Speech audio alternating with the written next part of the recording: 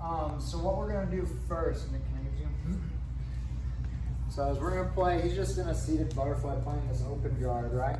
So we'll talk about different guards, but the concepts are the same. We're gonna start with the open guard because when he's here, like I have to pass more things, right? So in order to get to his hips, I have to get past his feet and his knees in order to get to his hips. And of course his arms, with being seated, are there to keep me from getting there as well. So my whole goal is to start trying to make a way to get there. As long as his elbows and his knees are connected, like I can never get to side control. Like it's gonna be hard. Like even if I make it to the outside, as long as he keeps his knee and his elbow together, like it's gonna be hard to ever like get full side control. Right? He can just turn back into me, fall to his back. He's gonna stop me from being able to connect chest to chest or chest to back. Right? So, which is the ultimate goal as I get around, is I want that connection to be able to pin him and control him, right? So we have to get past all of these things. So the very first step, when they're in the seated guard is I want to try to get him on his back. When he's here, I have all these things in my way, and it's hard to start making my way around. There's certain things I can still do here to pass even when he's seated, and as you get better at guard passing, you can set those things up for sure and hit them right off of this.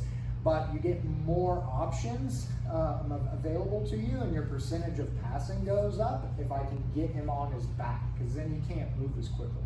When he's sitting like this, he has very little contact with the mat, very little friction. That means he can move faster. When he gets to his back, he has more friction with the mat, means he moves slower, right? It's just physics. So I want to start trying to get him in that position. So when I'm trying to get him there, I can do that, a number of different ways. But the big thing is if I get his feet in the air, his back is going to go to the mat. So you can sometimes, on people who don't know what they're doing, just reach in and grab their feet and put them on their back. And you're like, woo, that was great, that was easy, all right. It doesn't usually work that well. Once somebody figures out that's what you, like, don't let them do that, right? So then I have to try to set it up, right? So if you notice, like if I just move around Nick, he has to continuously square up to me, right? He's got to move his feet, all right? So as I'm moving and playing here, I start to mess with him, and I start to look for opportunities to get a hold of a foot without him connecting to me. Because what I don't want is to grab his legs and he grabs me back, because now I have nothing. And when I go to try to pull him, he connects to me, and now I'm in trouble. Right? So I have to stop that connection. So as I'm coming in to get him on his back, I can't let him get control of me with his upper body while I'm trying to get control of his lower body and get him to his back. Does that make sense? Right? So, so this is the first little drill we're gonna play, is just getting them to the back, just to kind of get warmed up, get things going, and play with this concept. And then we're gonna be moving forward towards our guard pass, right? So, and as you get them to the back, just remember the whole goal is we're trying to get past the feet and then the knees to the hip, right? So I can get past those if I get him on his back by coming inside or coming outside. Either one is fine, right? So for right now, as I get my partner to the back, I want to start moving to one of those positions, right? It doesn't matter which one, whichever one shows up. I don't want to force things. If as I force things, I'm using energy. Energy is going to wear me down and make me tired. So I'm already having to use a little bit of energy to play this game to get him to his back. Once I get him to his back, I want to use as little energy as possible to start my passing, right? So the goal is going to be to get him to the back and to start getting past the feet, right? Person on bottom, your goal is to try to connect to them as they try to pass you and get you onto the back to stay up. Right? That's all you're trying to do.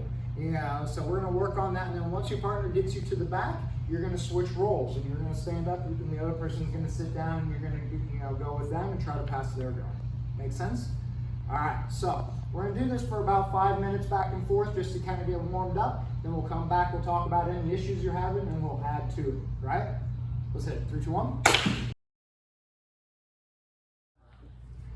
How often should you be overextending your limbs? From the bottom person? The only reason I extend my limbs as the bottom person is to try to create connection. Right. Right? So I have to do so strategically. You know, so if I'm gonna do it, most of the time I'm gonna do one side or the other side, so that if you start to deal with that, I can make the move and get it back, right? If I go double, it's because you squared up to me. That's the only time I'm gonna shoot both out at the same time to block and get that, you know, little, you know, dummy sweep version of the, you know, pushing on the knees and blocking the heels, you know, so, you know, but otherwise, like, I'm only gonna reach out with one limb or the other, you know, and you know, with my arms, it's the same thing. Like, I'm only gonna reach if, like, I see a grip opportunity, you know, and a really good grip opportunity. I can grab your hand or something, you know, or if you're just avoiding me, I'll start reaching to try to get you to engage back so that then I can get my grips, right? You know, so that's just, yeah, it's all part of the game, but I want to be careful with the reaching, because obviously as I reach, I separate my knees from my elbows and I open the space for the passing opportunity. Should we be going for that double ankle toss? Like, is that like the game plan, or is it that like moment of opportunity type thing? It's a moment of opportunity. Like, it's funny because it's like every once in a while the double ankle toss shows up. Usually I hit it off of a scramble, right? Or we end up in a scramble and I come to the top and they spin around to their guard and I'll catch it right in that moment. But like, if we just start off and you sit down, like, getting the double ankle toss is pretty hard, right? You know, so then usually I'm just looking to get a hold of one leg. You know, if I can get a hold of one leg, I'm doing good, right? And this becomes one of those things, right? Like, when I'm coming in for that single leg, like, I can grab here, but I can also like grab at different angles, right? Right, which is gonna set it up. Because like this grab, it becomes pretty easy for him to connect to, right? But when we're in here and I go, it's harder for him to get a hold of me when I make those connections, right? And this is kind of the thing we're playing with, you know, it is, you know, trial and error, right? There's no right or wrong answers. I just got to get him on his back. I got to get a, you know, and the easiest way is to get control of your legs, right? I mean, I can come in and, you know, and sometimes that works, right? You know, but most of the time if I come in and I get a shove, then it's followed by, you know, the ankle grab, right? To get them onto their back, you know, so, and then start controlling the feet, you know, so, you know, does that answer? Yeah. Okay. So make it happen by pushing the angle a different way and then going to Right. Yeah, and that's where, because, you know, and again, like when we're here, like your feet are close together, your hands are close to your feet, right? So I start changing angles to get you to bring a foot out, right? Make it easier to snag, right? And get you on But your it's not back. just, you know what I'm saying, first, second, Just- go right in there forward. Right, because if you do that to me and you come in and you grab here, I'm just going to grab your elbows, right? Just like, you know, and then you're going to be right in and now you're attacking me, right? You know, so yeah, the people who just come straight in, like, that's what I'm hoping for when I'm sitting down. Yeah. Yeah, the first drill I was like, man, that's pretty hard. Right? Yeah, and that's the thing, and you know, and obviously, like, right now they know what you're doing, but I mean, in reality, when you sit down and I'm standing, like, I know what you're doing too. Like, if you know how to play that position, then this is the game. I'm trying to get you on your back, you know, to make that play, you know, and there are passes without getting you onto the back, but those passes are harder to hit, you know, and they usually get set up by me looking for these other things, and then those passes show up. If I just try to come in and like come around the corner or something, like, those don't usually work real well. So, you know, so I got to start opening things up, you know, by attacking this type of stuff to then come in and start, you know, my other passing, right? What's an example other than running around, passing without being on his back? So, so there's several that you can do here. One of my favorites, so one of my favorites is I'll pin with the opposite side arm, and then I just drive in. Okay. Right? And I'll do that to come around. So what I'm looking for is to catch you being lazy and keeping your feet on them, you know, flat on the mat and not active. You know, so, because I'm trying to pick them up, so you're making them heavy. Right? You know, so I'm just going with what you're wanting to try to do anyway. Right? If you keep reaching down for my hands, I'll pull the head down and circle around, right? So those types of things, you know, if I reach for your head and you reach up to grab, there's a space. And I can step through, right? So, I mean, so there's options based on opening that space up and what, you know, presents itself. So I'm just playing off what I know you're going to do. I know if I try to pick your feet up, you're gonna make them heavy, so I pin them and go. You know, I know if I grab your head, you're gonna grab my arm, you're gonna open up, I can step through, right? So it's playing off of those types of things. Does that make sense? Yeah. Okay, so now we're gonna continue this. So we're gonna keep it a little bit harder for bottom person still, because we're trying to work the guard passing more than we are the, you know, the guard retention. But then we'll keep giving the bottom person some more things they can do as well, just to make it a little bit harder as we go. But now the goal is, I'm trying to get to the pass. All right, so we've worked on getting to the back, you know, getting that position, getting there, you know, trying to open up that space, you know, or, you know, trying to pass the feet and get inside, or if they connect, we're cutting the angle to create our pass that way, right? So now we're just trying to work those different concepts to open things up. And what I'm looking for is his reactions. So if he brings his knees together, like if I go to step inside and he comes together, I come around the outside to pass, right? I'm going the opposite of what he gives me. If I try to step in, I try to force a knee slice, and he doesn't want it to happen, he's gonna do everything he can to stop this knee slice, which means he's gonna get tight. When he gets tight, that allows me to step around, go around the outside, right? You know, so this is the thing, in Jiu-Jitsu they talk about if you wanna attack the arm, you attack the neck, and they give you the arm. They have to defend. You wanna attack the neck, you attack the arm. When they defend the arm, there's nothing defending the neck. You go for the, finish the neck. Right? It's the same concept here. Step in and go knee slice. I'm gonna come around the outside and get that opening so I can knee slice. Right? Because he's got to block to that outside and keep me from going there. That opens up the inside. Right? If I want to pass underneath, then I got to get him to come up.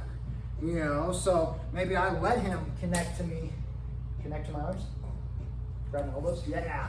And come in here so I can start passing and coming underneath. Right? Attempt that you go for is usually not going to work. They see that one. Yeah, so it's their defense to that one opens up the next one. And I'm gonna, go to that one next, right? And you don't even have to know the names of any of these passes, right? The goal is the same. I'm trying to get past his feet, past his knees, to his hips, chest to chest. If I get past his knees to his hips and I get chest to chest, I'm now pinning him. I now control him. All right? That's the goal. That's where I'm trying to get to. So remember that when you're going, so now top person, we're trying to get to the full pass. Bottom person, you're trying to get your connections, stay up as much as you can. If they get you to your back, it's not over though. They have to get all the way past. Keep your connections, keep fighting, keep stopping them from getting back to where they go, and try to rewind it, right? Try to create space and get back to sitting up. Work your way back in reverse to get back to your seated guard, right? Just to get familiar with how to move forward and how to move backwards, in our progressions. So we'll play with that, and we'll do that for the next 5 minutes, and then we'll talk about it some more. All right? New partner, let's hit it. 3, 2, 1. Something I saw there a little bit at the end with guys, as I was looking around, Nick. So, if Nick controls my legs, right, and he starts circling around, like, you guys are still trying to grab this, and then you're just pulling them into you to pass. Right? So, simple rule in Jiu-Jitsu is if pulling doesn't work, push.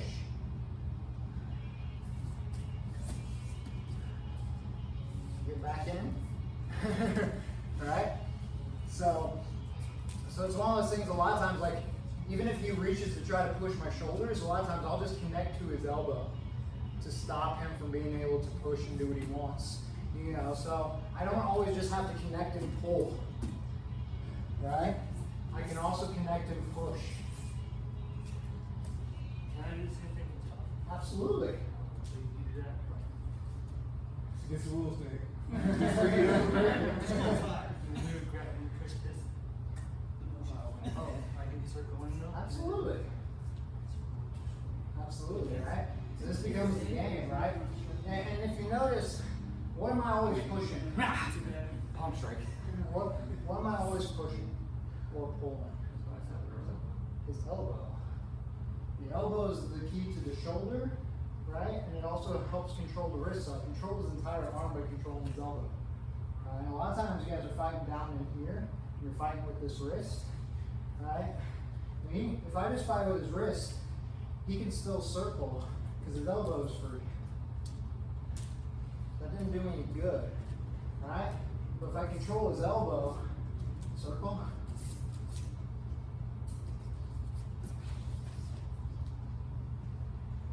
Right? So, you know, so when I'm trying to control from top or bottom, it's elbows and knees.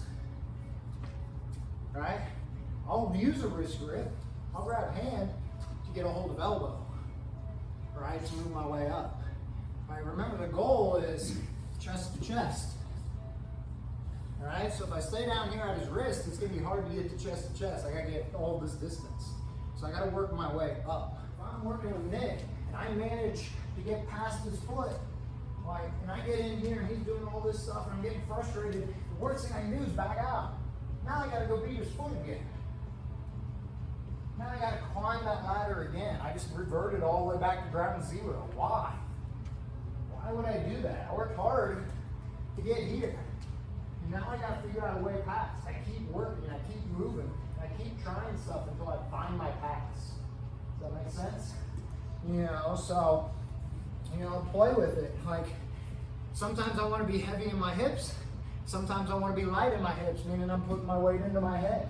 You know, so, and the DMs is a perfect spot for this. Like, I can be heavy in my hips, and I can pass by being heavy, right? Or I can be light in my hips, and I can pass by floating. Right? So, you know, so sometimes it's one of those things, and especially as Nick connects to me. If he starts connecting and getting stuff here, yeah, right, he's all tied up on my leg. If my leg is heavy, it's gonna be hard to clear. If I make my leg light, it's easy to clear, right? If I just try to force knee slices, like I'm never getting there. But if I put my head to the mat, and I make my leg light, I can pass around his guard. Does that make sense? All right.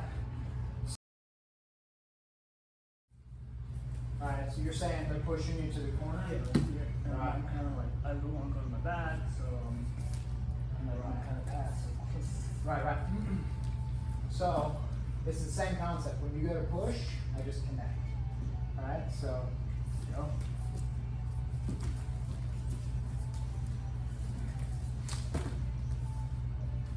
I gotta keep you in front. Right. Does that make sense? So it's wherever you push me, wherever you touch me, I'm just connecting to that. You know, so, you know, because as you try to push me, like you have to drive all the way into me, which in this case, like for the purpose of this drill, like you could push me and just keep driving. Right? But if it's for real, then I'm gonna armbar you. Right? You know, so it becomes one of those things. Once I connect, now I can do things. I can attack, I can sweep, I can do whatever. But I need that, as the bottom person, I need the connection. So when you connect to me, I connect to you, and now I have that connection, wherever that connection may be. Right? I don't get to pick that, you do. Right? So by sitting down and you're standing and we're disconnected, I'm allowing you to make the first connection. You know, so then I'm playing off of that, and I'm using whatever you connect to me to get my connection back to you. Make sense? As long as I can make those connections, it's going to be really hard to get me on my back, and it's going to be even harder to pass my guard. Right? Without connections, it's easy to pass my guard. You know, if I don't have any of that, you know, connected in place, then it's easy to turn me, expose my back, do all of those things. Right? So we're constantly trying to move, and we're working from side to side and working at different angles to create the opportunity to where the bottom person can't connect to us in order to pass the guard.